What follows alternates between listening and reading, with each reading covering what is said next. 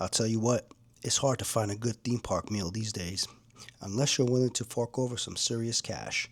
Most meals are fried and don't deliver on the nutrients. How can I avoid giving in to some of the most nutrient sparse food in the world? It's going to be hard, but I think I can narrow it down and stick to the plan of obtaining nutritious, high protein meals. And this theme park meal I'm about to consume has more protein than most people eat in an entire day. And the crazy part? Nobody even realizes it.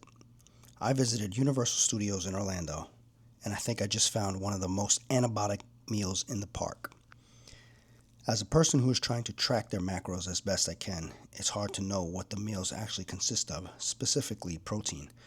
This way, if I come back here, I'll know what meals I've had and how it complemented my day of eating. I went to eat at 3 Broomsticks with the family and had to choose from their delicious sounding menu choices. Most people come for the butterbeer. I came for the protein and the butterbeer. What I ordered was the roasted half chicken. It looks and smells good, but the real questions are, does it taste good and how much protein is actually in this beautiful half bird? Before I tell you, I want you to guess. Is it 40 grams, 60 grams, 80 grams, or over 100 grams? Put your guess in the comments below.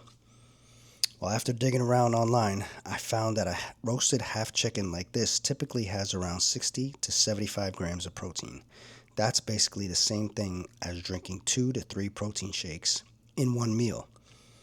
Putting it on the scale gives you an idea of how much the chicken weighs with bones and skin. Now, here's where it gets interesting.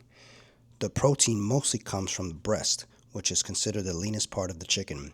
And while the thighs and skin add more fat and calories, they still contain a fair amount of protein. So if I eat the whole thing with the skin, I'm still getting high protein, but also a lot more fat.